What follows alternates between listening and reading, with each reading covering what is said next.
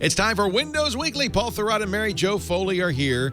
And it feels like it's been weeks since Steve Ballmer resigned. It's just been a few days. Mary Jo had an exclusive interview with him. The inside story of the Steve Ballmer departure at Microsoft coming up next on Windows Weekly. Netcasts you love. From people you trust. This is Twit. Bandwidth for Windows Weekly is provided by CacheFly at CacheFly.com.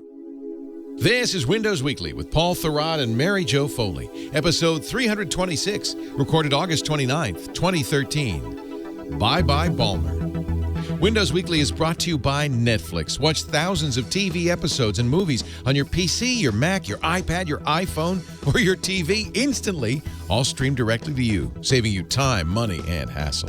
For your free 30-day trial, visit netflix.com/twit. It's time for Windows Weekly, the show where we cover the latest from Redmond, Washington. I say that because all of the city of Redmond is devoted now to Microsoft Corporation. Every single citizen of the town works on campus. But here's two people who don't. Mary Jo Foley from allaboutmicrosoft.com. Paul Thurrott from the Windows Super Site. Good to see you both. Mary Jo Scoop-a-rama. Hot scoop. And I can't believe I'm looking at the rundown. What have you done? I'm looking at the rundown. You understand that you haven't done a show since Ballmer quit, right? We only did the special. We did a little special. You did the special. Thank you. Yep. Yep. And maybe you've talked it all out, but this is the first Windows Weekly since Steve Ballmer announced that he was stepping down as CEO of Microsoft, and it's not in the rundown. It is in the rundown. That's item 3. We've had such a busy week otherwise. This will not stand. I'm not going to let you get away with that. We got to know, inquiring minds. First of all, how did you get that interview with Mr. B? You hadn't interviewed him in years. In fact, as far as I know, you were persona non grata on the Microsoft campus. Yeah, 20 years, but who's counting? 20? 20? Yeah. Wow, that's longer than most marriages. So what happened? Did they call you and say Steve has something to say? Yep, that's exactly what happened. And did you know at the time what he was going to say? They called me last Friday morning, right when they were releasing the news about him retiring, and they said, you're going to get 15 minutes with him. You've been asking us for years, so you're going to get it today. That is fabulous. I know. Yeah. That is fabulous. Better late than never, right? And by the way, you were quoted everywhere because I would think they gave other people the 15 minutes, but you got the quotes. Actually, they gave me and one other person the 15 minutes. Really? They gave Seattle Times the 15 minutes because that's Microsoft's hometown paper, so they always get him. Yeah. Right. Well, I'm impressed, Mary Jo. Can I just interject one thing, though? Because I think that a lot of people may have missed the fact that my hair looks insane for some reason. But Paul, I understand you're jealous, but really that's even more petty. Sorry, that's not what I wanted to say. Mary Jo's interview with Steve Ballmer takes place over the course of 2 articles. And anyone who has not read that needs to read that immediately because of both of them. Because there's information in there that is just outright new information. Absolutely. And I and many others were parsing every word. You asked him, did Bill try to stop you? Great question. And I imagine he chased them around the parking lot with his vehicle. With his churro. You must not leave.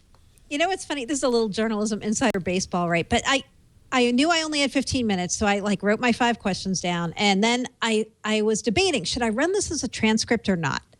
And at first I was like, nah, I'm not going to. Too boring. But then I thought, you know what? There are a lot of nuances in the transcript, like where he stutters, where he kind of tries to figure out what to say. So I'm like, I got to run this as a transcript. It was great. I wish we had a recording because, it was just you know what, Mary Jo? Pulitzer, Scopelet. Big deal. I mean, I'm telling you, this was great. And you asked, I don't know why they picked you. You obviously one of the premier Microsoft watchers, but usually they go with somebody who's going to be a softball. You're going to go with a David Pogue or something. I don't know. Somebody's just going to ease them in over the plate. Sure.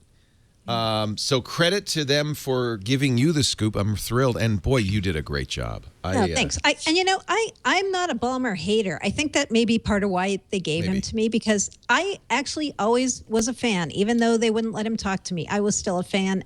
I thought he did a really good job all in all as CEO. Yeah, he made mistakes, but I'm not a hater. And I'm still not a hater. In fact, one of the things that's come out since he announced his retirement, or whatever you call it, is how much people like Steve Ballmer. Whether there is a broad range of opinions on whether he was a good CEO. Right. But there's nobody who says, "Oh, he was a dick."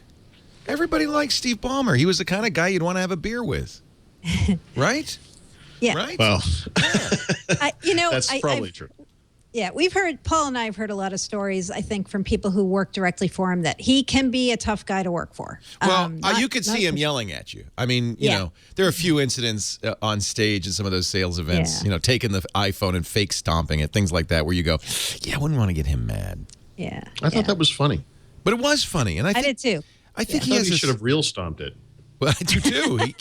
He could take a couple of bucks out of the billions and give him a new phone. Boy. Yeah, it was, but I got to tell you, doing that interview, you could feel he was sad. And yes. This is what I want. I want the stuff we can't read between the lines. So yeah, give us that. Yeah, I could tell it wasn't a happy day, obviously, and he really did put his whole life into the company, like he said during the interview. And I think when I asked him, "What are you doing next?" and he's like, "I actually don't know." That's kind of a sign, like, yeah, this wasn't something I had planned to announce today, people. Yeah. Was it germane? I mean, in the past, Bill has stepped up. Chairman of the board, Bill Gates, founder, has stepped up and said, "No, Ballmer's staying.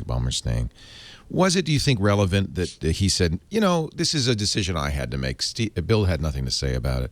Is that, me reading between the lines, sounds to me like perhaps the board decided it might be time for him to go, and that Bill did not fight for him this time? Yeah, I would say that's Is that totally accurate? Fair. Yeah. I mean, we don't know for sure, right? But I think if he had had a choice, I don't think he would have left last Friday, or announced he was leaving, I should say. Yep. Yeah. Very interesting. One of the things we touched on last Friday was this notion that, everyone has opinions about what Microsoft should do, what he could have done differently, all of that kind of stuff. But the one thing none of us really understand is what it's like to run a company of that size and complexity, and the strange interactions that you have both with the world and with that board of directors that really is kind of overseeing things. And so in some ways, you're the most powerful person in the world, or one of them. And, he could say something stupid at a public event and send Microsoft stock falling through the floor. But he's also accountable to the board. And so theoretically, at least at any time, and I think this eventually did happen, they could say, "Hey, we had a good run. It's time for you to go. You get to call how you leave, but you're leaving." And it's such a strange, tenuous thing. And it's an experience that I don't think any of us have any parallel to. Yeah. This is a small board. I mean, take off Bill and Steve, you have a total of 7 people. Also, not people that you probably ever heard of. The president of Harvey Mudd College, the former CFO at J.P. Morgan, the former vice chairman at Bank of America, the former chairman of the board this at BMW. This is like rich white guys club. Well, they put one black guy in, John Thompson, of a company I never heard of. I know, but Chief CEO of Virtual Instruments, and they put John Thompson used to work at IBM back in the day. Yep. Yeah, he's actually the lead independent guy on the board. That's right. So that's true. His name sounds familiar. Yeah.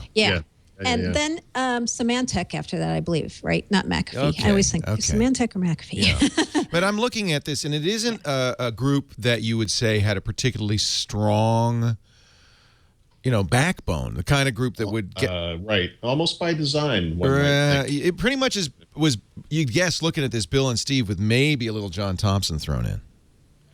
Yeah, I mean, Am this I is wrong? like when Steve Jobs came back to Apple and he recast that board. Fired everybody from scratch. Yeah.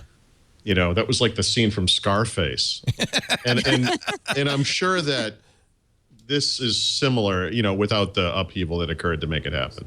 So I mean, there's nothing. These are solid business people, and certainly, but they're not, for the most part, technologists. A lot of money people.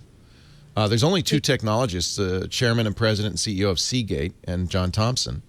This thing, it might as well be like Ronald McDonald, Colonel Sanders, one of the aliens from Area 51. It's like the guy who used to play Mr. Hooper on Sesame group. Street. This is more, this is more like the board of an established company that's kind of in its what would you call it? Not its growth phase, but kind of its maintenance phase. Yeah, It's a maintenance phase. Yeah, can I say that's what Microsoft has been until maybe now?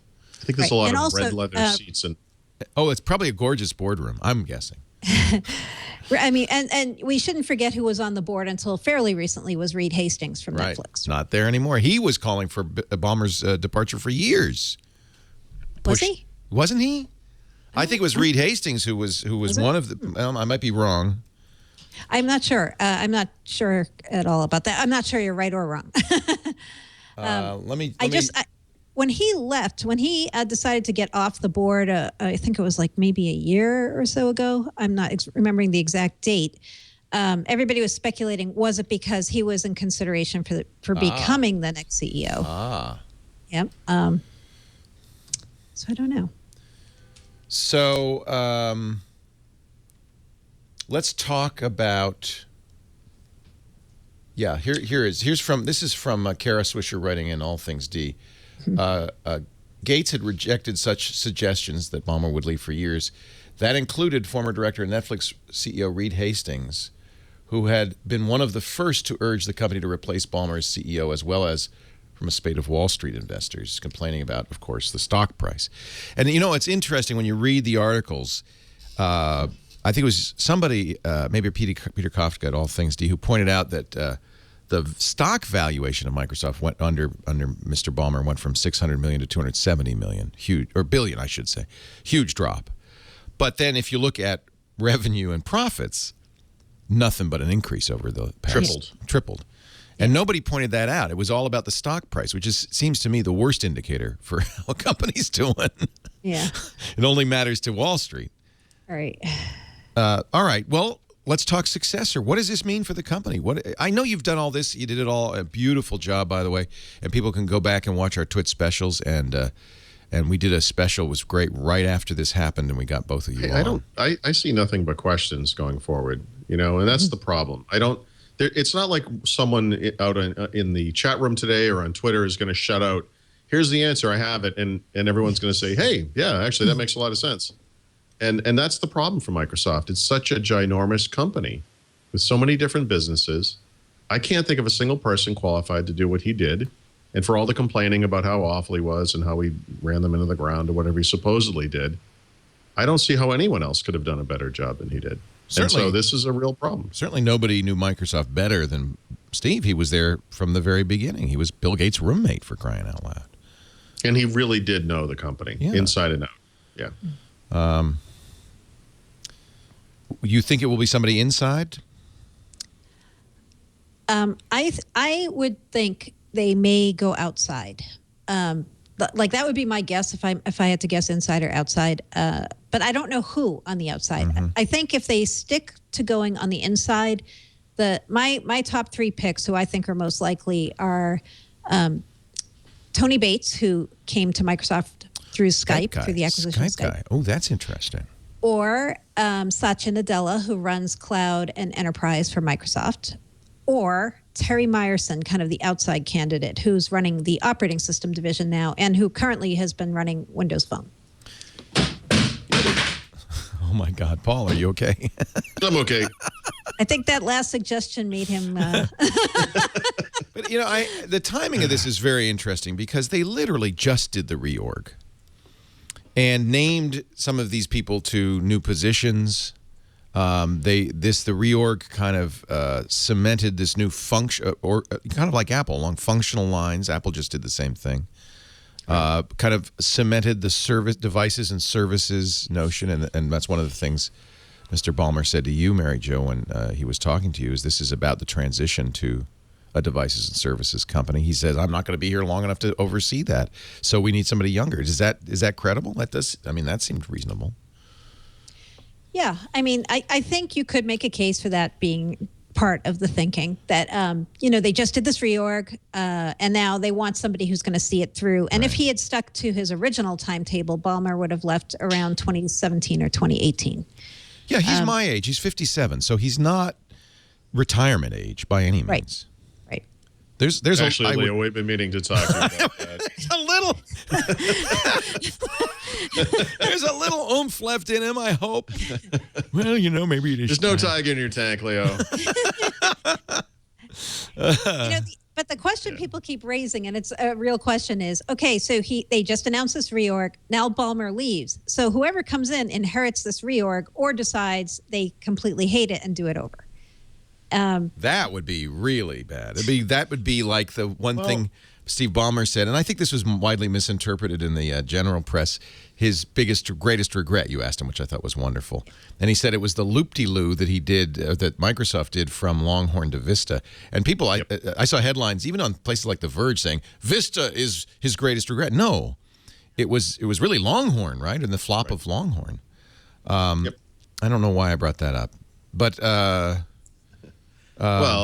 loop-de-loop. I guess I was thinking loop-de-loop, right? You don't want to go through another loop-de-loop. This would be the worst time to change what they just did.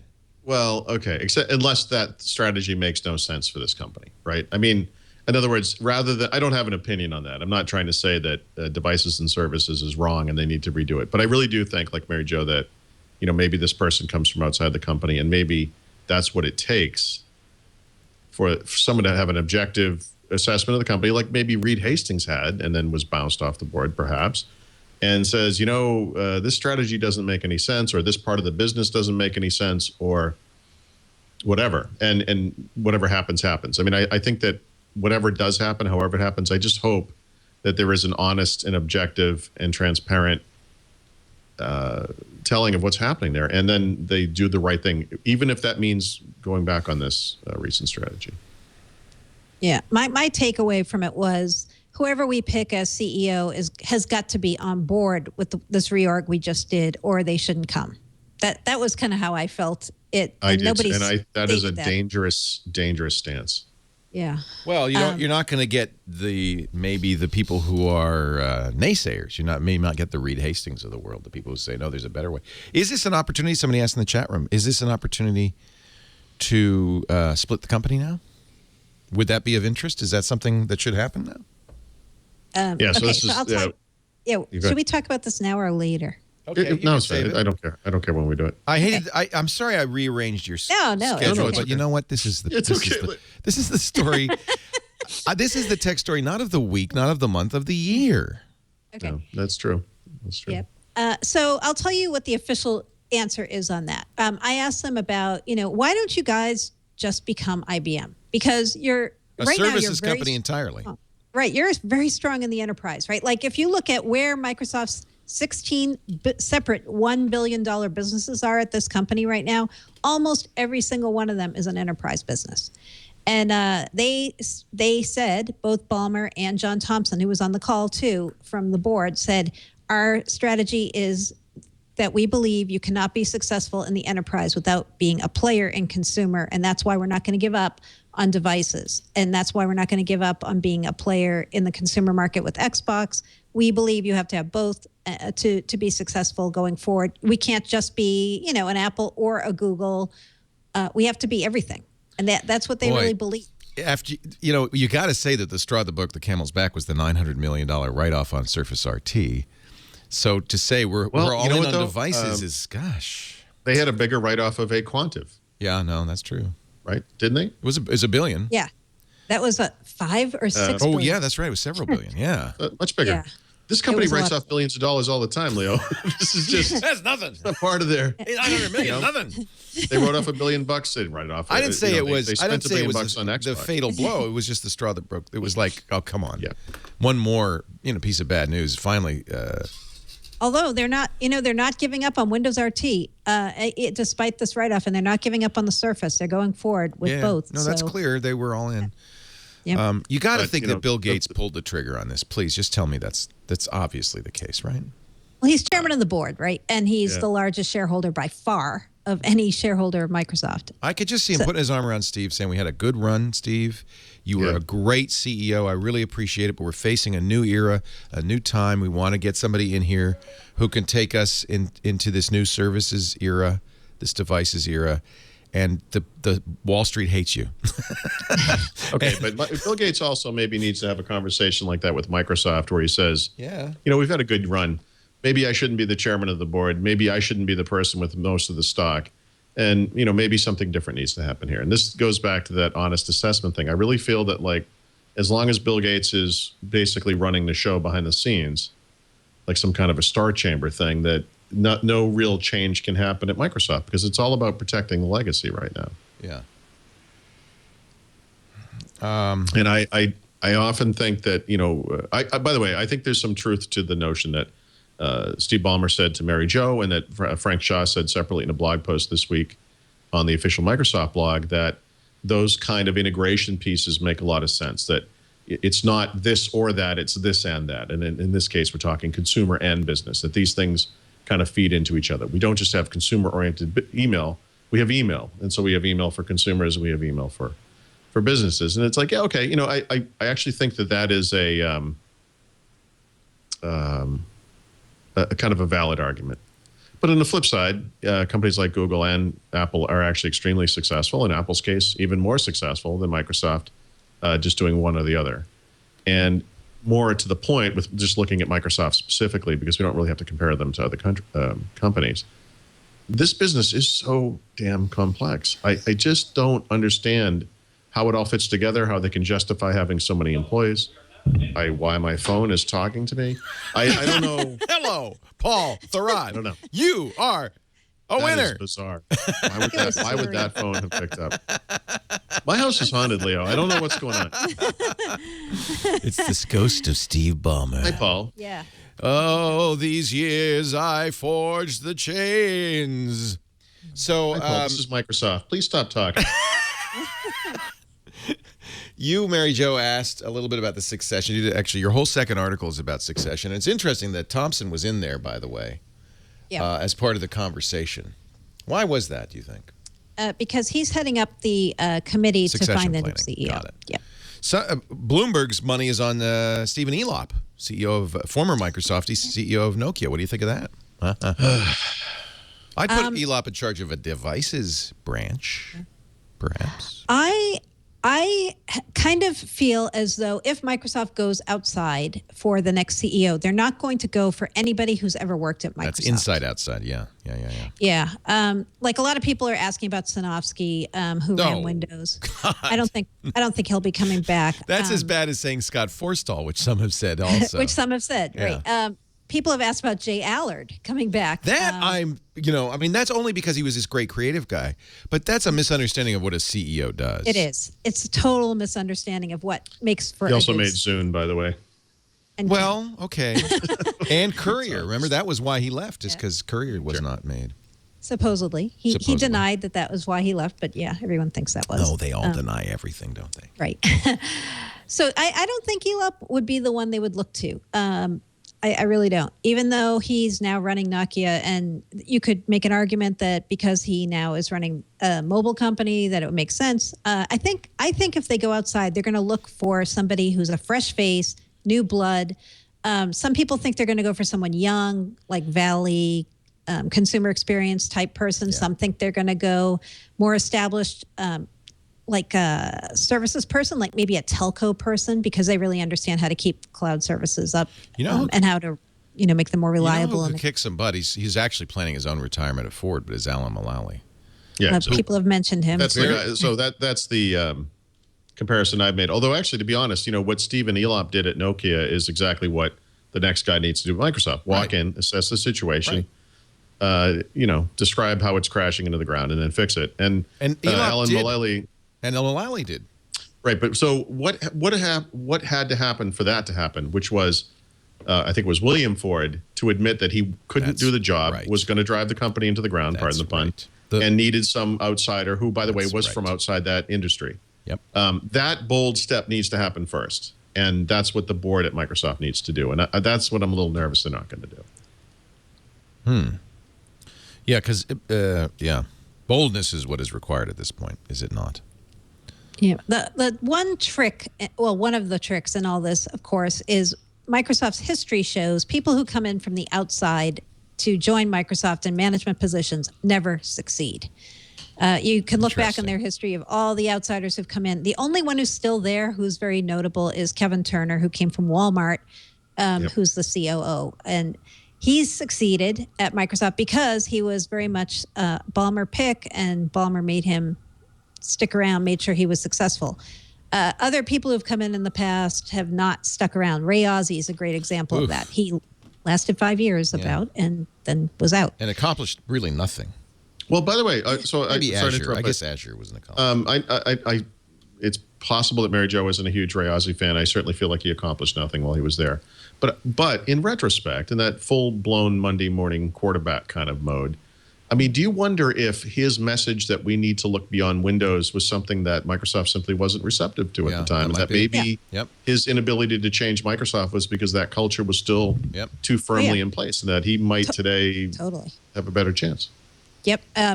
When he left, the rumor was a big part of the reason he left was because of Steven Sinofsky and because of Microsoft deciding to protect Windows, and that was the thing that had to be protected at all costs. So, I mean, it could have gone differently. People who worked for and with him on Windows Azure and on what was the successor to, actually the precedent to SkyDrive, Live Mesh, they all really liked him. He got really rave reviews inside. So when he left, a lot of people were like, we thought he was in for the long haul, but no. Right. It's a conundrum, a challenge, frankly. Maybe one of the biggest challenges since Yahoo. And you need I think you need a Marissa Mayer type. You need somebody young, bold, with new vision who can kick by the way, butt. had Steve Ballmer succeeded in purchasing Yahoo for what, $45 billion? Yeah. I believe it's worth about $45 today. That probably would have been his undoing. Steve Ballmer would have been gone long before today. Yeah, that would I have think been so the end. too. Yeah. And through some happy circumstance, that didn't happen. That would have been the biggest disaster that he's ever done. Interesting. Agree. Interesting. Yeah. Well, I mean, I'm sorry to retrench and everything, and you have no. You're asking good questions because you were touching on some things we hadn't. Now that a week's gone by, the smoke's cleared a little bit. Yeah. Yeah, and you have more hindsight. Like we were just doing a quick special, like right after we heard the news last week. Yeah. Well, you did a great job, and you had happened to just come off an interview with the guy. Right. So that was very lucky.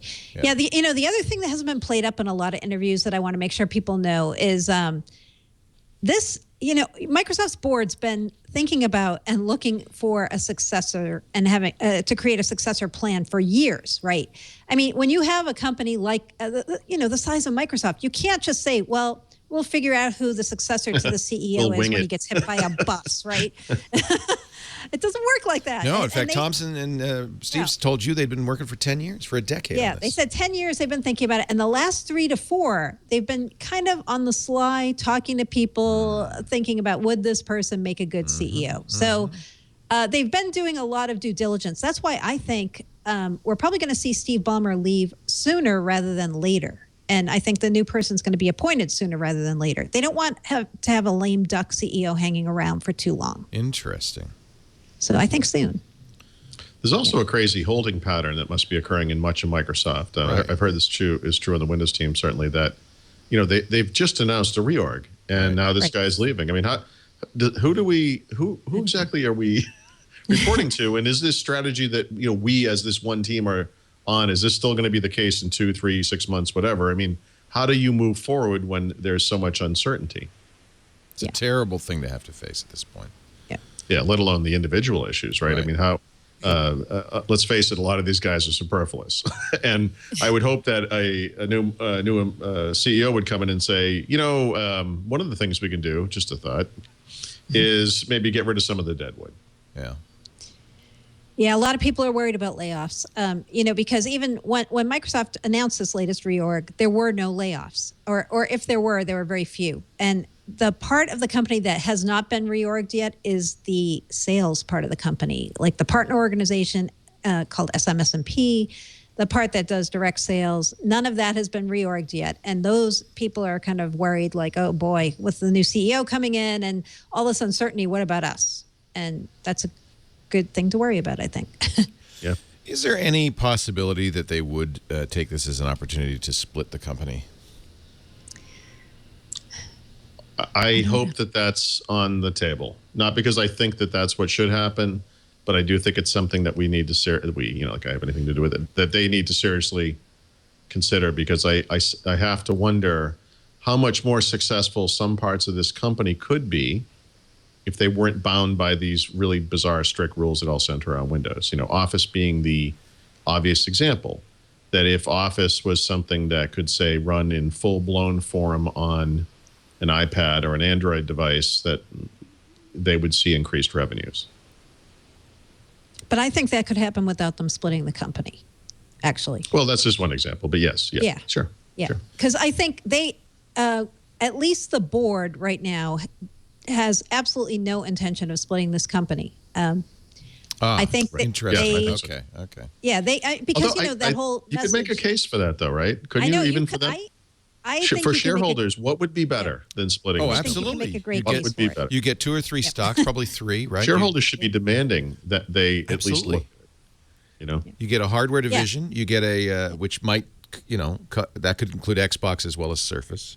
Yeah. Or do you call it a consumer division? Maybe you get a services division. Right. And then you get Windows and Office. You get this.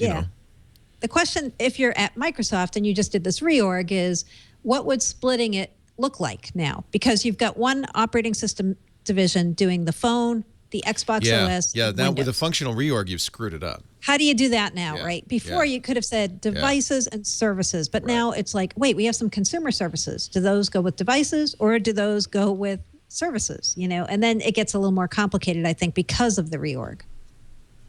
Yeah, I mean, we don't need to step through it exactly. I mean, but True. It's not hard to imagine some things. Xbox has its own company. It's not hard to imagine maybe Windows Phone going to Nokia or something, or that becomes some merged company, or some of it's not too hard to imagine. I mean, obviously, because Microsoft is so big and so complex, there are those weird kind of issues. Well, that's the argument, is that you have these internecine battles.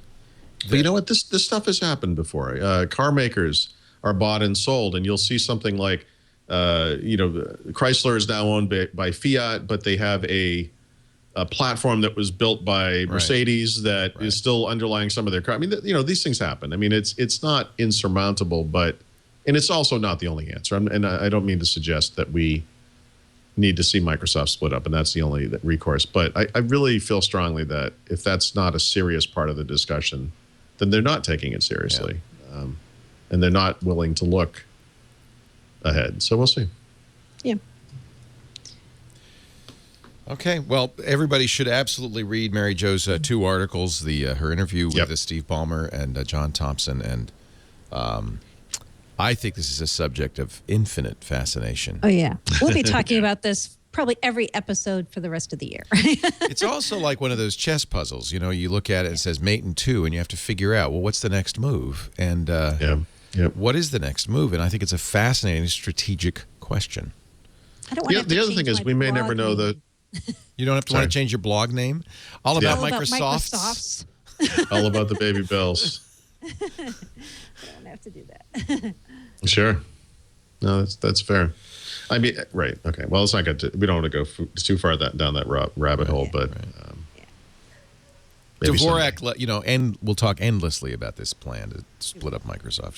He just loves. But for him, I think it's an intellectual exercise. Like, what would you do? What would the benefit? And there's certainly a stock benefit. You get 3, for every share of Microsoft stock you own, you get 3 new companies. 3 new shares. Or 7. Or 7. Or 100, it's a big company, Leo. Yeah. There's a lot of cake. 2 or 3. Let's talk about Windows 8.1, the RTM. When's that coming? Soon, right? Like end of August is now. I'm just looking. August 29th. You got 2 days. Yeah. Well, the actual RTM happened already. Oh, it did? Yeah. It was kind of anticlimactic, though. It had happened last Friday. That's the date They were signed off we were internally. busy doing other stuff. Yeah, they were a little busy last Friday. They snuck it out. Hey, nobody's looking. Quick. Right. They actually announced it, though, on Tuesday of this week, and they said that this is the day that we're starting to hand off the RTM bits to our OEMs. Okay. So, of course, the next question is, well, when does everybody else get them? When does MSDN and TechNet and the volume licensees get them? And the answer, which we had heard rumors of, October 18th. Okay. That's launch day. Everybody gets it at the same time. Which is unprecedented. Yeah. It never happens like that. Yeah. It's usually the developers who need the code to finish off their apps get it probably like a week or two after RTM. Right. But not this time. Wow. So I'm going to let Paul rant now. Do we have a little segment for rant? I don't have a problem with the schedule. What do you mean? No, I mean, it's fairly unprecedented for Microsoft not to give an OS release to developers before the release. The one semi-exception being Windows Phone 8, where, in fact, they did give it to key developers, but withheld the final version to most developers until the general release. That said, Windows is used by about 1,000 or 10,000 times as many people as Windows Phone, so it's not really the same thing. Basically, what's happening is when you make yourself an arbitrary deadline, one of the ways that you can hit it is to pretend that you finished something, but then keep working on it. And that's really what's happening here. And so RTM isn't, it's, as you said, it doesn't really mean RTM. Even when it was RTM'd, they knew of a bug that would need to be fixed post RTM and would be delivered to PC makers and through Windows Update to end users by the time of GA, general availability in October. And basically what they're doing is handing this off to PC makers so they can get it applied to systems, but then they're going to retroactively update it between now and then. And so the notion of RTMing a product and then delivering fixes is not new. Everyone does this. Microsoft did this last year with Windows 8. Everyone who uses an iPhone knows that as soon as an iPhone comes out, there'll be a software update within weeks. And this happens. I mean, so whatever. But Windows is kind of a special case in many ways because there is a long-term established schedule that they've basically followed along the lines. And someone wrote something like, the sort of expectation that you're just going to get this thing is sort of wrong. And I that would be true if there wasn't a precedent established over decades about how they did these things. And that's the problem I have with that. I think that developers should have the final code to test their software against. Yeah, I think that IT pros should have the final code to test it within their environments, even though not one of them intends to actually roll it out anywhere. I mean, I think that those things need to happen. And I just find it kind of inexcusable for there to be no answers, no comments, no nothing from them about that. They just kind of gloss over it like, we're doing this new rapid release thing, and part of that rapid release thing means that we're not going to actually release this thing rapidly. We're going to hold on to it for 2 months arbitrarily. And that is just bizarre to me. Yeah, the downside to this, another downside to this is everybody's downloading the leaked bits now. All the developers are out there downloading the leaks because they know they're not going to get the final for ages. Yeah, that puts you in a tough spot if you're a developer. Yep. Although, one thing that's worth mentioning, and Dr. Pizza is the one who told me this, and I verified it's true. It's not that nobody is getting the RTM bits early. There are a handful of software vendors who are getting the RTM bits early. There are people who Microsoft wants to use as their showcase partners at the launch. So we don't know who they are, but we can guess on some of them. And they actually are going to get the RTM bits before everybody else. Well, then I will give the Windows team credit for one thing. They sure do know how to tell people where they stand. I mean, my God. That happened with Windows Phone, though. Remember, Windows Phone 8. Yep. Some select people got the early bits, and that Microsoft would not give all the other developers, the SDK. They said the reason they wouldn't was because it would show some features that they weren't ready to announce. And by the time of the announcement, we saw the SDK, we saw what they announced, and there was nothing that hadn't leaked already. So I don't know. I don't think the secrecy thing is the reason this time around. I don't feel like it is. but maybe it is. I don't know. There's no point. Secrecy is meaningless at this point. Apple is the most secretive company on earth, but the truth is they released 6 or 7 betas of iOS 7 so far, to developers. Yeah. The most secretive company on earth is willing to put its code out there and allow people to dig away at it and allow rumors to pop up because they do it. Because you know what? Actually, that gets people excited. Yeah. And, allowing rumors to go about supposed new features that no one knows about and then releasing exactly what everyone already knew is the opposite. Yeah. Right. And they but just that's not what they're doing this time, right? They're not doing that this time. Conceivably, right? It's possible that's what people, what if this thing's being held back because there's like Surface stuff hidden in there? And, what if it's being held back because they're going to, I know, it's crazy. I know. So maybe it is the same. Yeah, the advice Microsoft's giving developers, if you want to get your apps ready for the launch, is to use the consumer preview of Windows 8.1, which came out in late June, and also to use the preview of Visual Studio 2013, which also came out at the end of June. The thing that's missing, everybody keeps pointing out, is they did not RTM Visual Studio yet, Visual Studio 2013. So some people are speculating maybe the reason they're holding back the bits is because you really need the RTM of Visual Studio 2013 to do anything real for Windows 8.1. I'm looking at Alan over here and wondering if he has anything to say about that. Let's look at his face and see. He's smiling. That's all. He's just smiling and going. Can he help us here? Give us a little insider info. I am not the journalist you are, Mary Jo. I can't put the screws to him. Where's VS 2013, Alan? We should mention that. But you could sit on him at least, right? No, he's a big guy. I think he could push me right off. We should mention that we have a live studio audience almost always for this show. People love this show, and one of them works at Microsoft in the Visual Studio division. So, what's he doing up in your studio? Shouldn't you be at work, dude? What's this vacation? It is vacation. It's a problem with Microsoft. They're like France. They're off for the It's August, my friend. There is nothing to do. We are all going to the country. I once was in Paris in August, and I went to Bertillon, which is the most famous ice cream shop in the world. Yep. They were closed for the month of August. Sure. No, you have to eat it in December. Paris in August is great because all you can hear is English spoken by Americans. It's a bunch of guys in shorts going, I heard this was a great city. With a giant camera on their belly walking around. Yeah, exactly. Where'd everybody go? Doesn't anyone here speak English? Yeah, everyone does, apparently. Yeah. That's why we go to Paris in December, and the ice cream is cold. Anyway, we won't pester our fine visitor. No. But I'm not done pestering. Your ear, any signal you could give me. Yeah. Right. He's very good natured. Let's put it that way. That's good. We'll get him later.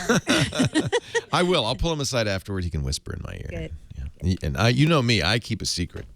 He does sit in front of a microphone all day. Just throwing up enough. Oh boy, can I keep a secret? But I got to say, even if and when Visual Studio 2013 RTMs, I still don't think they're going to give the bits earlier than October 18th to MSDN. I don't think they are. And they also have said the store will not open for app submission of these new apps that are using the features of Windows 8.1 until October 18th. So even if you Which do, is awesome because I know it's not like we need apps. All your existing apps will work, so the store won't be bare. All of my there will existing be apps. Yeah. But there aren't that many of them. All existing apps work. How many are there? 110,000 or something like that. Yeah, it may be. I mean, maybe really the RTM isn't really, as Paul submits, an RTM, and they don't want people developing to it. Yeah. Right. Maybe. Well, I'd be shocked if APIs changed. They're not going to change that much. No. Well, they've changed, right? I mean, there's a list. There are lists of the APIs that have changed, but are they going to change from RC? How much are they going to change from? The customer preview to RTM is the question, right? So, Walking Cat on Twitter noted today that the RTM version of Windows 8 ships with non-RTM versions of the .NET and I guess it's Visual C12. So they're still working on that. That's Visual Studio 2012. Yeah. Okay. Runtimes. Alan's looking askance at that. He says, "I don't think that's the case." It's not .NET 3 4.5.1. I don't think that's in there, is it? I don't think so, because something that's inside of. Well, it shipped with Visual Studio 2013, Okay. or is going to. So ship. maybe that's But part I'm of the not. deal. I'm not totally sure that's true either, because Sure. it also may be shipping alongside the OS and not just in Visual Studio. I'm intentionally not ask looking Alan. at him. Well, what do you think? Go ahead. What? He says it is shipping as part of Windows 8.1. Yeah. That's his thing. It's his group. So, one of his groups. So, in other words, October 18th, Alan, is what you're saying? He says he can't commit to that. Okay. Could you commit to November 1st? It is part of Windows 8.1. So Yes, there you and- go. And I guess so. But Microsoft's saying Windows October 18th, aren't they? I mean, that's official. Right. Isn't October 18th, you get the RTM bits. That's known, and that is established, right? But people who need them, who believe they need them earlier, like developers, are the ones who are especially unhappy. And some volume licensees are not that keen either. Sure. Although IT, there are not IT people that want to many. work. You know, they want to care. test it, and there are not many people using 8.1 or 8. That's the, Right. But if you're a business user who tend to be the volume licensees, you're not going to. Your users probably are not getting Windows 8.1 through the store. You're going to get it in a different way. Right. Oh, we want it right away. Right, No, you're going to no. get it Yeah. through. There's no the hurry on enterprise that. SKU doesn't go through the store. Yeah, so IT, there's probably less of a hurry. Developers, I could see why they would be concerned, but on the other hand, if they're using APIs, those are probably not going to change, right? Nobody's saying anything. It's really quiet in here. I made Why the would they? Schwartz. Why would they change the API? And and presumably, if your app works now, it's going to continue to work. Is that safe to say? Sure, it is. Yes. That's what they're saying. I mean, if there, so there what are are you apps worried that- about? I don't know. I see Lance McCarthy, who we know is a really good Windows Phone developer, says he knows of an app that doesn't work. Testing schmesting. Just put it out there. You'll hear if it doesn't work. Yeah. He said Asphalt 7 Heat doesn't work on 8.1. Asphalt 7 Heat? Asphalt 7 Heat. Well, you know why. Wait, I'm sorry. Is this app What is actually that? available? Is that a game? It's a game, yeah. It's a driving racing game. It's a but I great didn't- racing game. Wait, hold on. But is that available on Windows 8? And one could reasonably presume that something like that has a lot of custom code, may in fact be using deprecated or unofficial or hidden APIs to get the maximum performance. There's all sorts of reasons. They're saying it's out, Paul. It just came out. It is. It is. I didn't realize it was. Yeah. Okay. So it could very easily be that. I mean, game developers are notorious for, squeezing every bit of performance out of there. Yeah. So. Okay, another one. Will Dryling says the MLB TV app also does not work on Windows RT 8.1 preview. So this is why some developers are asking for the RTM bits, because they say if it doesn't work on the preview, we need to check. Is it going to work on the RTM, or what do we have to tweak to get it to work on All RTM? right. All it did was take us 2 minutes to understand why people might need the RTM version of this just product. want it. It's There's two weird programs. how Microsoft never. And two fairly important programs, discussion I might like add. this. They're not. Yeah. This is not. Yep. Yeah. It's Although not I have to point out that iOS 7, the 7th beta, all 7 betas, the Audible app has not worked. Oh, really? It still does not work. Wow. So, I mean, these things happen. This is They happen. Yep. But that is why you want to get developers final. Why code you if always want the can. latest version so you can make sure it works, and if it doesn't, figure out why. Yeah. Yeah, you want the perfect world that never happens is on launch day, everything's in the store, everything works. You can get new apps that showcase why you should get the OS.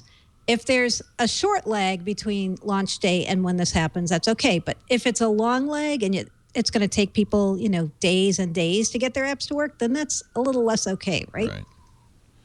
Well, and as we know, and developers very clearly know, when a new version comes out, if you can be out day and date, you're much more likely, if you could say ready for Windows 8.1 to get those downloads than if a week later you come out and you say, "Oh, ready for Windows 8.1 now." Yeah. It just doesn't have the same oomph. Yeah, Although the it's other not thing like is it's not like it's a brand new operating system. I mean, Right. it's an upgrade. Right. Okay. But it's also something that, because it is an upgrade, could be delivered like a service pack or whatever, and is something you will download from the web and install fairly quickly. And there's an implicit promise. Actually, it's a pretty explicit promise in Windows 8.1 that they're going to fix all these problems and make things better. And a lot of people who took that bite and adopted Windows 8 and RT, especially early on. They deserve better. Want it. They they want it now. Better. Yeah.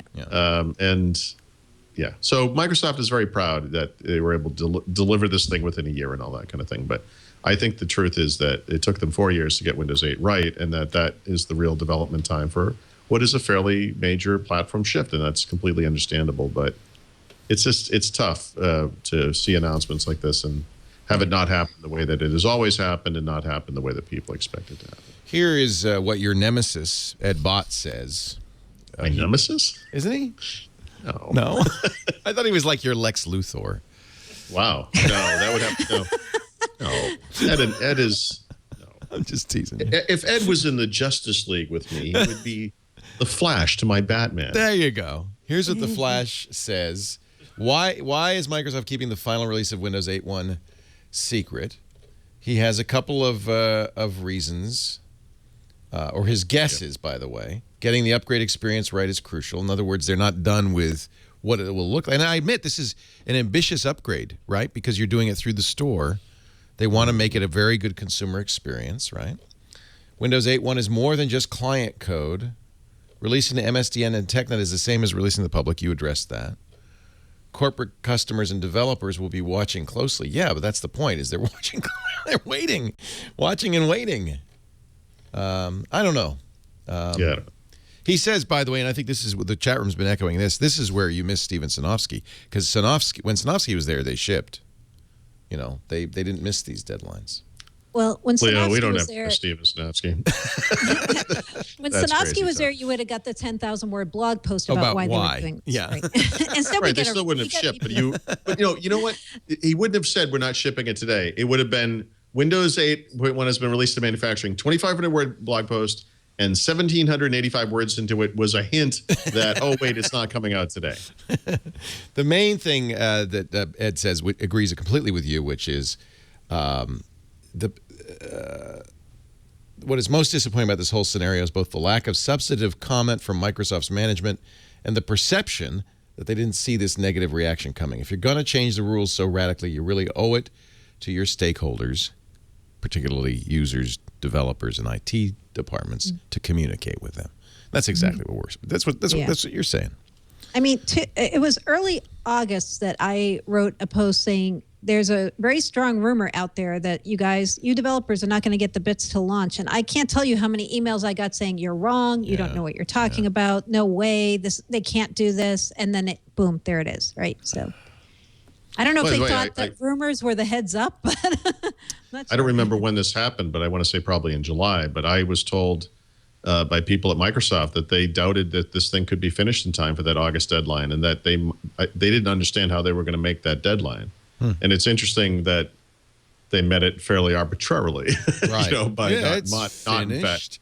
Not in fact. Yeah, it's pretty finished. Yeah. I thought they would make it all along. I also thought what they called RTM wouldn't be what in the past has been called RTM, right? What it is good enough for now, and we're going to fix it before launch. Yeah. You need an acronym for that. What is finished, or maybe it's not. Maybe the word finished needs to be redefined. Is Windows Server 2012 R2. That's gold now, right? Yes. And that team said several weeks ago that when we RTM, we're going to make the final bits available to volume licensees and our developers on launch. So they got that out of the way a couple weeks ago when Microsoft went public with the launch being October 18th. The server team said, okay, guys, just so you know now, and you aren't surprised, this is what's going to happen on launch day. You're not going to get the bits till then. So they took the path of, like, let's be clear and let's be upfront and let's just get this out of the way now. So, by the way, though, I can't say how I've heard this, but some of Microsoft's biggest partners have, in fact, already gotten the RTM version of Server. Yeah. Do you mean the hardware partners or? I don't know what I mean. No, I mean, in other words, I don't mean server builders, if that, not hard makers. No, I mean like partners. Yeah. Non-server maker partners. Non-server guys. Yeah. Those guys. Yeah, You those know who you are, you non-server maker partners, you. God, I hate you so much. I'm a non-server maker, but I'm not a partner. So you see, it's got to have both, or it doesn't make It any wasn't sense. as Oh, so wait. Do you have RTM, Leo? No. Right. No. No. How about ARM? But, How about Windows, ARM? Yeah. So Windows 8.1 for ARM, also known as Windows 8.1 RT, or is it Also Windows known RT? as Wart. That also did RTM, and you are not going to get the bits even on your Surfaces until the launch. Yep. So that did also. Oh yeah, and so the other things that are going to be out on launch day, besides Windows 8.1 and Windows Server 2012 R2, you're also going to have System Center 2012 R2 and Windows Intune, the next version, which we think is codenamed Wave E, like Edward. Yep. So all those things should be out on October 18th. Visual Studio, we don't know. We don't know when 2013 is coming. I'm thinking earlier than October 18th, but maybe it won't be till October 18th. If only there was someone who could tell us. There might be someone around who knows, but that person in the audience probably isn't going to say. Lock the doors, Leo. Really? He's like, I'm never coming back to watch this show. Ever. Here they come. Bandit. Oh. The password. It's the first word that comes to mind. The password is Bandit. We should play this like password. Right. Now, I'm going to tell you what the word is, and then Mary Jo has to guess it. Okay. What is Bandit? Well, apparently, Bandit is the code name for a coming Nokia phablet. I like the word 6 bandit better than 6-inch phablet. phone. Of course you do. It's a much better word than Lumia 1520 or whatever they're going to call this thing. Bandit. Does it look like a there's raccoon? photo. Does it have a little Oh, mask? God. Wouldn't that be awesome? Yeah. That would be awesome, actually. I want a smartphone that has an opposable thumb. So I don't have to. I want it to hold me, not the reverse. I like That'd it. be good. We're going to skip over Ballmer and the board because we did that, right? Yep.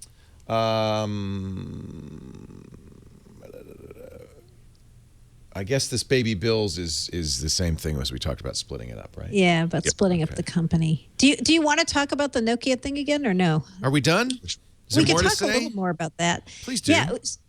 Okay. Because are they going to talk announce that about at IFA? Is that why they're doing? Yeah. So IFA's September 4th, I think. Yeah, IFA's next week, right? Next week. Yeah.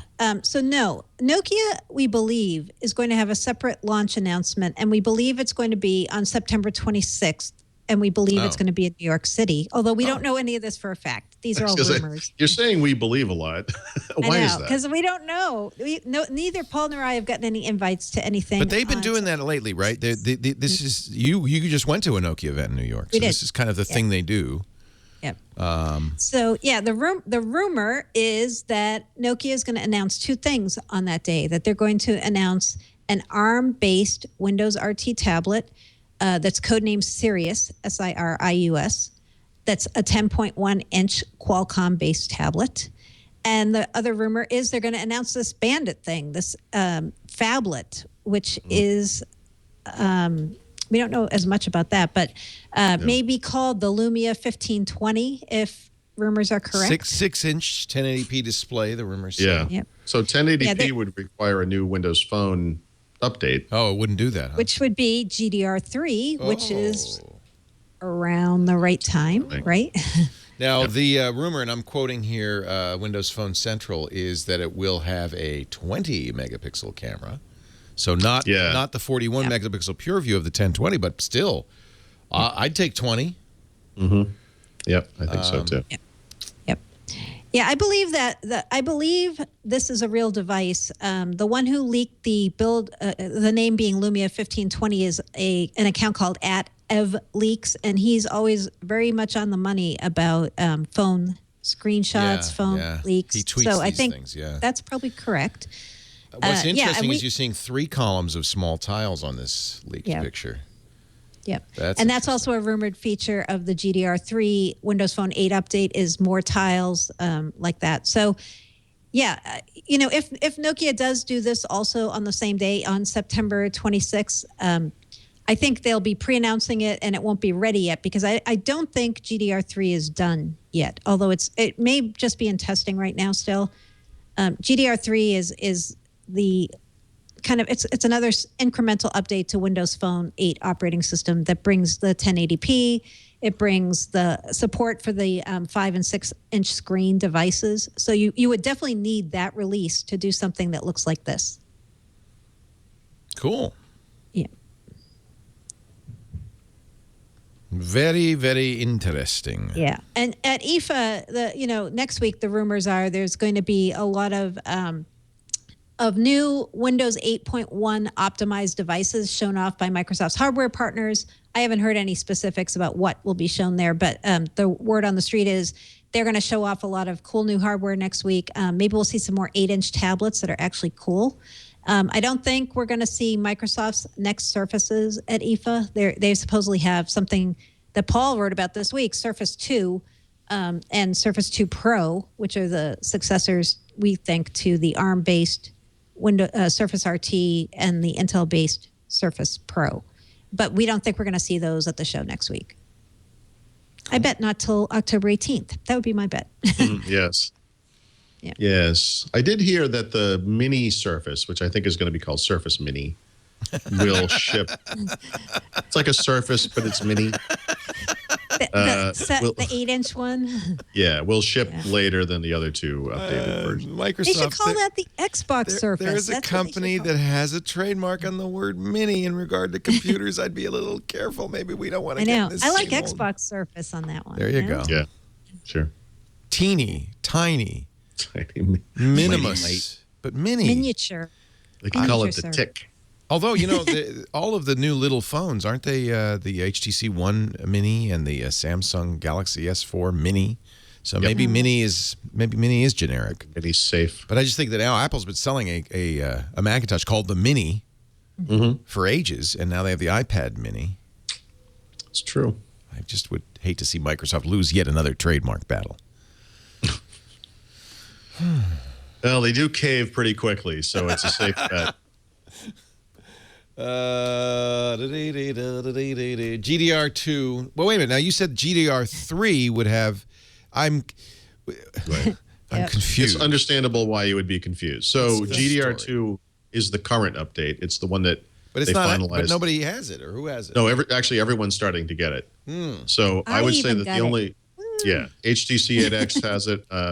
The only major customer group that doesn't have it is those guys on AT&T, which is just a classic recurrence over and over again. But they will get it eventually as well. I hate AT&T with a passion that burns like but the usually, flames of hell. you know what? Usually AT&T gets it before Verizon. Verizon's usually the very last to get it, any kind of a Windows Phone update. And we got ours yesterday on the 8X. We get them from Verizon. So aside from the fact that AT&T still benefits from the release of exclusive phones earlier than Verizon, I would say that this year Verizon has proven itself to be a pretty damn good place to be if you have a Windows Phone. I mean, they've been pretty good, this year. So, but anyway, GDR2 was finished months ago, and now it's finally getting rolled out. It does have some, it's an interim update, but I mean, if you look at GDR1, 2, and 3 collectively as the set of updates that were released to, for Windows Phone 8 over the first year of its life, not too shabby. There's some good stuff in there. Yeah, let's recap what's in GDR2 because it was like April when they finished it, right? And now we're just getting it. So I made a list this week of what's in it. Substantial fixes to Xbox Music, right? Yep. It supposedly fixes a lot of problems there. A lot of it's behind the scenes stuff, but the big one, and I noticed this when I wrote the Windows Phone book, was that there are different views in that software where you can see, artists or albums or playlists or whatever. And if you want to download those things to your phone, that works everywhere except in playlists. And I was like, what if you want to download a playlist? I mean, it's kind of strange. Like, there's no actual way to do that. And now in GDR2 there is. What else? The CalDAV thing, so you can sync your Google contacts and calendar. Continue to sync them, I should say. Yep. The reduction in size of other storage, I think that fixed it for some people, but not everybody. Well, and I guess it will also automatically fix itself over time. So supposedly that's fixed. Good. Yeah. Data sense, if your carrier allows you to have that, and FM radio also if your carrier allows you to have that, right? Yep. Yeah. And not all AT&T users don't have this, by the way. Marcus Lyons, Trombone for Hire, says, I have the GDR2 update 8X on AT&T, which is interesting. Actually, that's interesting. I might have gotten that as well. So maybe HTC got them to push it out fast. Yeah. No, I think it's the Lumia. It might be it's the Lumia Lumia 920, right, on AT&T that doesn't. Yeah. That's one phone that doesn't have it. But so that could be Nokia more than AT&T. It could be although some Nokia. Nokia customers have it, right? Yeah, according to Nokia, it's in testing at AT&T. By the way, I'll throw out a theory since we don't really know. It wouldn't surprise me that the reason that Nokia devices don't have it yet on AT&T because Nokia also has a related Amber update, and those things might be bundled together, or I should say, are bundled together, and perhaps that required extra testing at AT&T, and so they put it out for the non-Lumia phones, perhaps. That would complicate things, yeah. Oh. Yeah. T-Mobile doesn't have GDR2 yet. It says Ballmer's ghost in the chat room. It's not dead yet, Jim. Not yet. The 1020 comes pre-installed with GDR2, right? So Nokia has solved it for that. Yeah. And the Amber update, which so it has both. So, I don't know. Let's see. Again, testing schmesting. Why do they spend so much time just put it out? Yeah, I do. By the way, I do have GDR2 on my 8X too. Oh. you do, yeah. I gotta make a plea here for photo of the day. Go on Twitter to @SurfaceGeeks. You got to look at this guy's T-shirt. Is this the 365 thing? I'm pulling it up right now. All right, because he has to. His shirt's out of date. We're 4% now. His shirt's a little out of date, but I want one. Is a picture of him holding up a Windows phone. This is from SurfaceGeeks.net, the blog.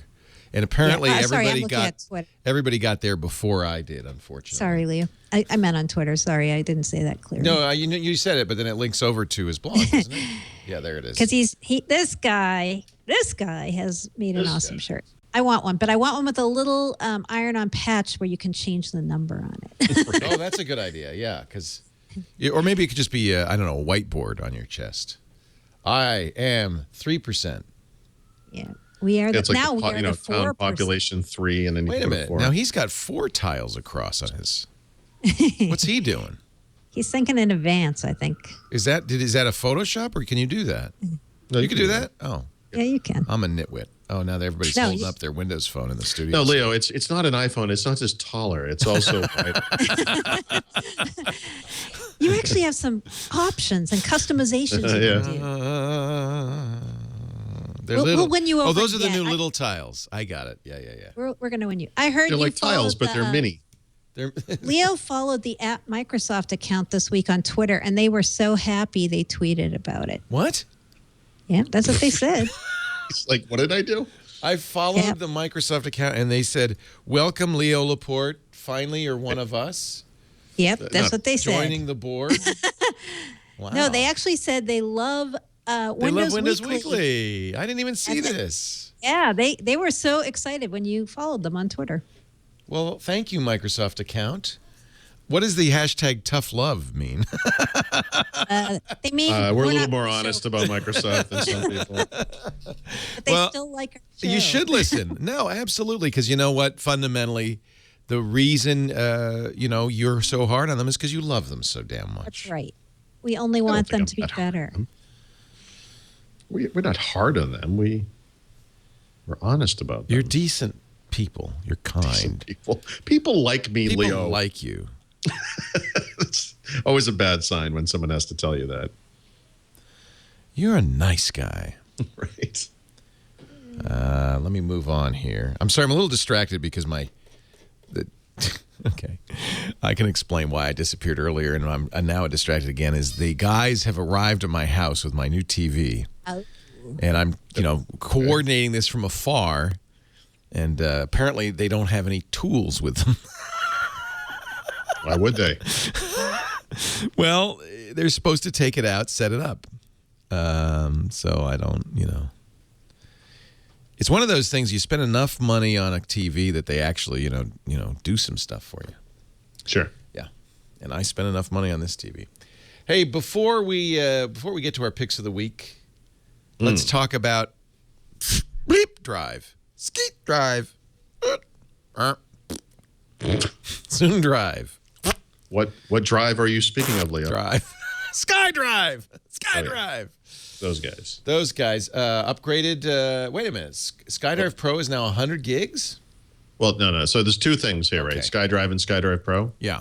Skydrive Pro is the service that ships as part of Office 365, the business versions, not the consumer-oriented Skydrive.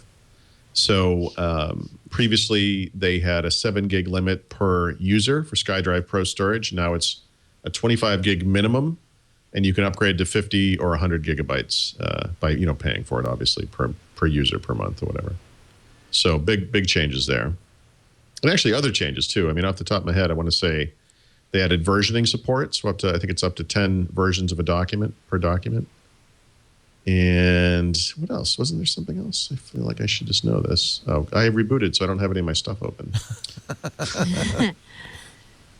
There was other stuff, but anyway, that's the big. That's more than enough. Thank you very much. Yeah. And on the consumer side, the regular Skydrive, skydrive.com, they added OCR capabilities, but in sort of a limited context. And so if you use Windows Phone in conjunction with Skydrive, you can automatically back up your photos and other stuff to SkyDrive. And for photos, those things go to a folder called Camera Roll.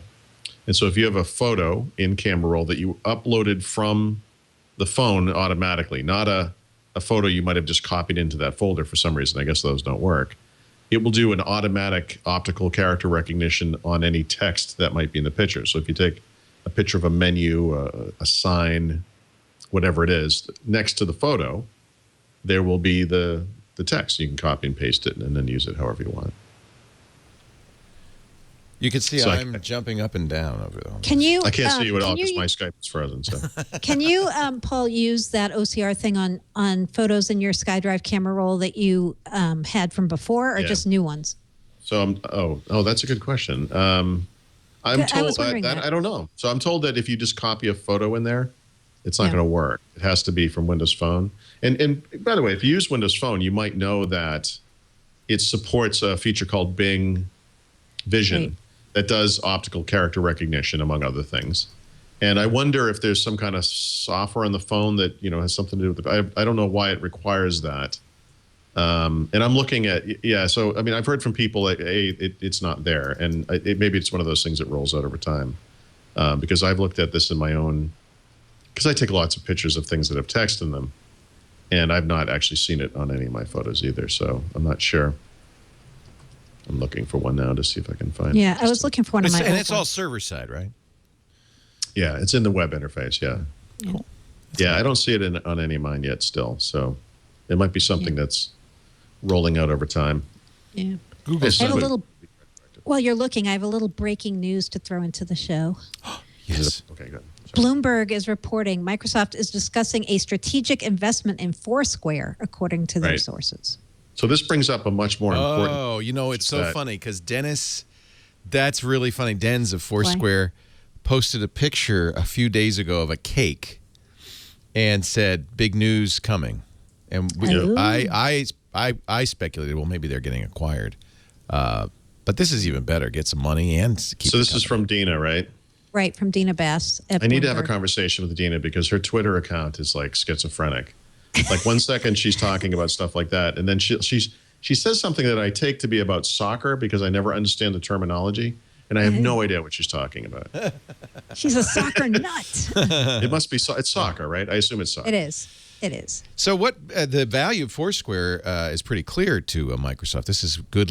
This is like buying Yelp or something. It's good location data, lots of it. They've been collecting it for a long time with recommendations. Is there a phrase like location data, location data, location data? Yeah. Well, remember this week in the Windows 8 store we got Foursquare, right? Yeah. Oh, yeah. That's just right. happened, So yeah. that's another Uh-huh. the plot thickens. So what? Tell me what. It's just a strategic investment. Did they say amounts or? The story's not out yet. This is just from a tweet Dina Bass did, but she just said that so far. And it reminds me, Microsoft early on did a strategic investment in Facebook, right? And everyone thought they were crazy when they did it. No, smart move. Nope, smart move. So Yammer. It's like a fuzz. Somebody in the chat room, Texas MCSC says Yammer plus Skype plus Foursquare. These are all, I think, smart strategic acquisitions. Yeah. For That would, by the way, online. that company right there would be an awesome baby, Bill. Yeah, right. Everything you need: texting, video, and phone calls, location information. That's a good acquisition. I think that's a good deal for both Foursquare, which has been struggling a little bit. I think, trying to reinvent itself, and Microsoft. It'd be funny if Dennis Crowley became the new CEO. He's young. He's hip. Oh, man. He plays soccer. He's the triple threat. He's a triple threat. But what does the guy know about Forefront and System Center? That's Nothing. Right. He wrote Foursquare originally. It was such a mess. Did he write it? But he worked at Google. This is their second acquisition. They wrote a dodgeball, which was another location program, which Google bought and promptly buried, and then left. And and they left because of that, and that's where they started created Foursquare. Yeah. Very interesting. I think that's I have to say that's a smart move, I think. Probably not expensive either. Yeah. I mean, they're not talking about buying them, to be clear. They're just talking about making it. Give them some money. Same thing they did with Facebook. Now you have this data pumping into Bing. They should buy them, and then they could let them run Microsoft. I don't think Dennis wants to. What about Hadoop, Paul? Think of the Hadoops. Think of the Hadoop. Right. But that is an argument for splitting it up, by the way, because then you can have people with expertise in a particular area, and they don't have to worry about that. Microsoft is such a beast. Yeah, it's like that idea sounds great. Too bad about the whole Windows thing, huh? I know. How did that work out? I mean, that must happen all the time. Hey, before we get to our picks, tips, numbers, whatever you guys want, beer, enterprise solutions, code names, let's talk about Netflix. We want to invite everybody who is not yet a member of Netflix, all two of you, to sign up for Netflix. Thousands of TV episodes. We were talking before the show began about House of Cards. 9 Emmy nominations, one of the best shows on television. Netflix produced it. Arrested Development, the new season, and Netflix produced it. I'm really enjoying Orange is the New Black. They've added a new feature in the Netflix software, which I really like. I don't know if it's on Xbox yet, but and this is great because I have several people in my family on my Netflix account, and Abby keeps watching Battlestar Galactica. I've seen it all, so I don't want her, Battlestar Galactica in my peanut butter. So now we have different logins for each family member. You click your login, you get recommendations customized to you. Netflix, I should explain if anybody doesn't know, is a fabulous streaming solution for great content. $7.99 a month. It's cheap. You get thousands to choose from. Great 1080p performance. They work with the Chromecast. It's beautiful. Of course, an Xbox 360, PS3, Nintendo Wii. You can watch it right on most TVs. All Blu-ray players, all of that will have Netflix. In fact, really, there's no device shipping these days that doesn't. And you can have so much fun. Netflix is great for catching up on series you missed. Go back and watch Breaking Bad or 24, Glee, or Nip and Tuck. Great movies like The Breakfast Club. Oh, man, I want to watch The Breakfast Club. Hey, hey, hey, hey, don't you forget about me. The 80s are back, baby. Give it a try. Netflix.com/twit. I've got 30 days free waiting for you. And tell your friends and grandma and everybody. Grandma's about the last person probably doesn't know about Netflix. Netflix.com/twit. 30 days free coming your way. Ladies and gentlemen, we commence the back of the book portion of the show with Paul's software. This is the back of the book. Yeah. Software pick of the week. That's true. I added to this. I don't know if you saw the update, but the main pick is My Week for Windows Phone 8. This is courtesy of Tom Edwards. It's $1.49, but it adds your calendar, like the week of your calendar, to the top of the start screen. Kind of overlays it on top of the background graphic. It's kind of a cool looking thing and kind of a neat idea. I find the Windows Phone notification stuff on the lock screen to be a little on the weak side, and this is a kind of a nice expansion of one of those things you would want to look at pretty quickly on your phone. So kind of a neat idea. But just before we started the podcast, Microsoft announced an update for Halo Spartan Assault, which is that touch-based version of Halo that's available for Windows 8, Windows RT, and for Windows Phone 8. And there's actually a bunch of upgrades going on here. So first of all, everyone who owns the game on either platform is going to get 5 new levels for free as part of a kind of an expansion pack, and that's cool. Starting tomorrow, they're going to come up with a demo version of it. One of the issues that people have with the game is that it's pretty expensive, and through today, there's been no way to sample the game without actually buying it. And so this will give you a chance to trial the game before you decide whether or not you want to pay for it. So that's cool. And then the other big kind of part of the upgrade is that on Windows Phone, this game, like many high-end games, required, I should say, 1 gigabyte of RAM. And so it wasn't available on a lot of those low-end phones that are now becoming very popular in the Windows Phone world. But as of this update, you can now install it on 512 megabyte devices. Wow. So it'll work on virtually all Windows phones, really. I mean, I think kind of technically you could have 256, but you don't really see those in the real world. So, yeah. So good stuff. So I'm a big already Halo a great fan. game. How is it on touch? Is it good? I love it. And actually, to be honest, I like it better on Windows than I like it on the phone. There's something about having the screen size for some reason works better for me, personally. So my recommendation is, if you have both, do it on the tablet. But obviously, if you don't, then you don't really have a choice. But I happen to think it's better on the tablet. It's good. It's a good game. Good game. Good game, man. Software tip of the week. Yeah, I'm still struggling to kind of finalize a write-up of this, but I had written sort of a mini review of the Lumia 520. And because I have so many Windows phones, it's kind of odd that I would choose to use this device going forward, but I'm actually going to keep using it.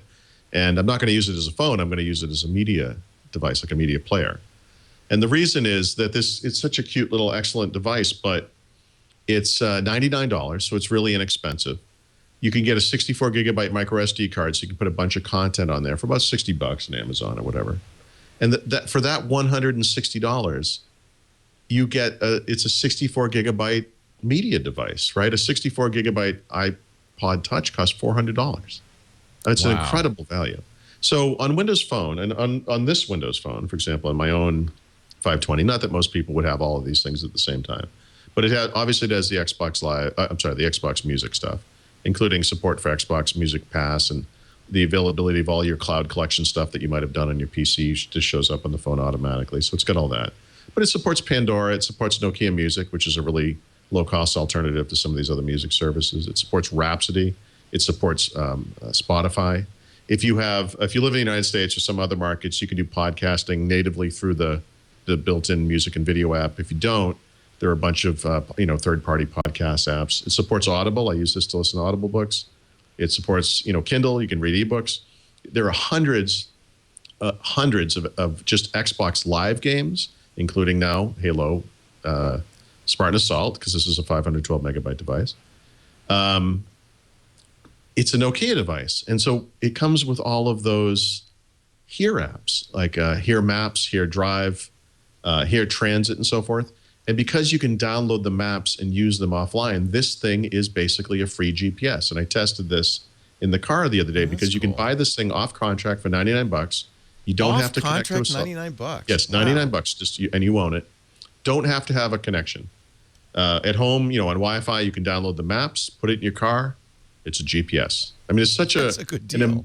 It's an amazingly versatile device. Yeah. $99. It's kind of, this is like the iPod Touch. The idea is that you don't need a phone, really. You just use it as a device. I mean, by the way, if you wanted to use this as a phone, of course you can. And AT&T sells it through their Go Phone program, which is their kind of pay-as-you-go plan. So there's some low-cost options there, too, if you do want to use it as a phone. Obviously, it's a great phone if that's what you want. But it's just such an affordable, excellent, really capable device. It's amazing. And so, there are probably some number of people, for example, that are holding out with their Zune HD because they love it so much. And this stuff is starting to go away. The Zune software is starting to go away. The Zune marketplace capabilities are going down. They can kind of see the light at the end of the tunnel. And, what do I do post Zune? And for a lot of people, this is an incredible option there, but not just for those guys. I mean, even for people who already have a phone, you just want to a really inexpensive second device you can do all the media stuff on and not take up the battery life or the space or whatever on your main phone. What's the screen on that Lumia 520? Is it pretty good? It's beautiful. Yeah, I mean it's 800 by 480, which is kind of, and I just broke mine. No, but it's which is kind of It's tough because it's a Lumia. See, it's fine. It's tough. It's fine. I could bounce this thing off the floor. It'd be fine. Yeah. Cool.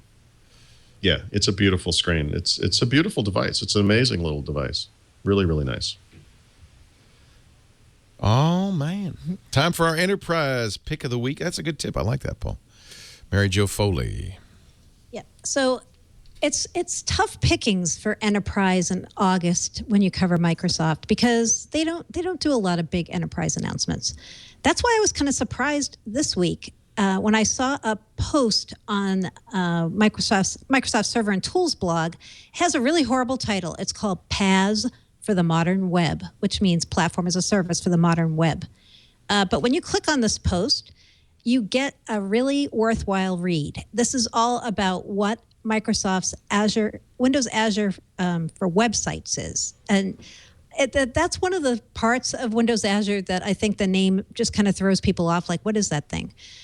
This post is about the server side complement of it, which is websites for Windows Server. So what Microsoft did is they took a bunch of the capabilities that before used to only be on Windows Azure, and they've moved them over so that you can also run them in-house on your Windows Server. This is one of those things that got moved over as part of what Microsoft calls the Windows Azure Pack. And one of these capabilities is called websites for Windows Server. Man, what a set of tongue twisters here. What? Yeah. And so this post is really good because it goes into how if you're somebody who wants to build a web app to be hosted on Windows Azure or to be hosted on Windows Server, you can work with an application gallery with templates and a whole set of tools that they've got all set up for you, and how you can actually make these hostable websites work if you use these new capabilities. So instead of trying to explain this whole post, because it goes into quite a bit of depth, it has screenshots and all, I say go to the Microsoft Server and Tools blog, which you can find through any Bing browsing capability that you may have. And check it out. It's dated August 28th. It's from Brad Anderson, and it's called PaaS in the Modern Web. What's new in 2012 R2. So if you want to know what Azure Azure Websites is, you should click on this post. It's a powerful self-service platform for developers and a flexible hosting solution for IT. We're talking PaaS for the modern web. So it's good. It's good whether you're an IT pro or you're a dev. It can show you what to do and how this can work if you're interested in testing it out yourself. But is it flexible, Mary Jo? Is it scalable? It's flexible. It's secure? Fast and fluid. It's all of those things. All right. Very nice. And code name pick of the week. Yeah, this is a fun one actually.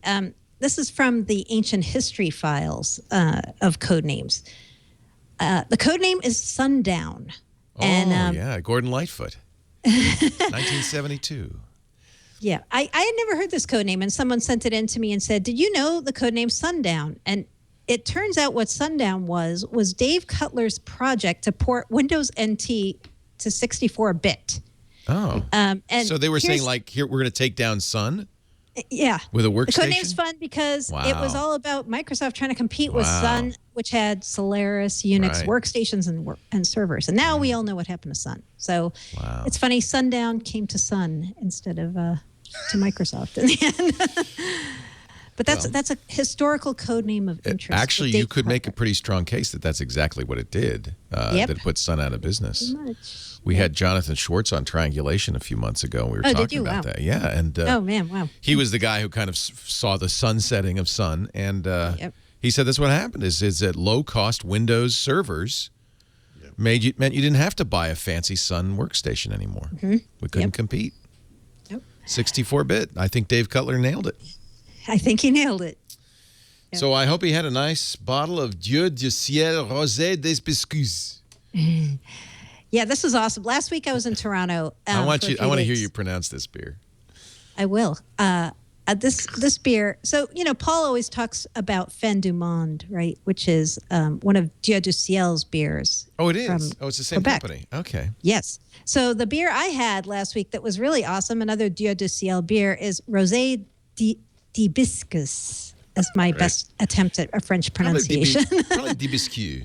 Probably. D'Hibiscus. I have not ever. I've not even heard of this. Rosé d'Hibiscus. Pinkish is a real- hibiscus. Oh, such a good beer. It's a wheat beer, but it's made with hibiscus petals or flowers. And so it gives it this pinkish tinge. And it was really fantastic. There are so many awesome beer bars in Toronto, I have to tell you. Oh, yeah. for They craft love beer. in Montreal. Yeah, I was in Toronto, actually. But Oh. they have a lot of the Quebec beers and also their own Torontarian. What would you say? Torontarian. Torontarian Please beers? God, let it be Torontarian. It's Torontonian. Torontarian. Torontonian. It's like a new sect of the church. Torontarian. I'm in the Torontarian if you- sect. If you find yourself in Toronto, I recommend Bar Volo. They have so many awesome craft beers. And this is where I drank that one. It's funny because this is like the Red Zinger of beers. Yeah, it was. Hibiscus Exactly. is in Red Zinger. Yep. That's kind of what it tastes like. If you like Red Zinger tea, I you love probably it. like this. It's got a little tart, Yep. going on. That sounds good for a beer. It was nice. People are getting weird with the beer thing, though. I mean, come on. They've got some funny beers. We're going to win you over yet. Rigor Mortis is one of their beers. Yeah, they have so many good ones. Snow White, Blanche Neige. Maudite. By the way, I listened to a podcast, or actually, I guess it was a radio show that turned into a podcast about craft beer and how big it is in the United States now and everything. And this guy did make a good point. Beer is kind of hitting this point where it's almost like wine, where we taste it. It's very and much compare so. it, Yeah. talk about it, Yeah. But the big difference is you could spend hundreds, thousands of dollars on a bottle of wine, and possibly one you would never even drink. But the most you're going to spend on a glass of beer is $5. That's a good point. He's like, it doesn't matter how good it is. It's never going to be super expensive. And that's Except for beer collectors. These guys are nuts. So you can get a very expensive bottle of beer? Yeah, you can should. spend. The problem is you don't want to hundreds. age it, right? Beer, you never age no, beer. you don't age Some- beer, you drink it. And No, that's drink what's it. great. Some beers you age. Really? You age stouts and porters, especially bourbon aged ones. You can keep those for years. Really? And they get better. I don't want to do that. I want to drink beer. Oh man! In fact, Have I you want ever to drink had a beer right now. We almost done here? bourbon-aged- Yes, we are. Time to have a beer. So Now comes the right time. Right. When you... no, okay. Here's to good friends. Tonight is something special. The beer you pour's got to do more. Get me I love that drunk you remember the song. real quick. Let it be Miller time. My friend Paul Thurrott writes for the Super Site for Windows. What am I saying? He is the man at the Super Site for Windows. WinSupersite.com. I'm just the man. Why don't we simplify that sentence, Leo? He's the man. It's just He the is. man. He's the man. He also has the Windows Phone Book online, free, windowsphonebook.com. Help finish it up. And he is an analyst for Penton Media. Don't forget, they're going to have that big event very soon. If you go to Paul's site, winsupersite.com, you can sign up for a special edition of Windows Weekly that they're going to do out there in Las Vegas as part of the IT Dev Connections Conference there.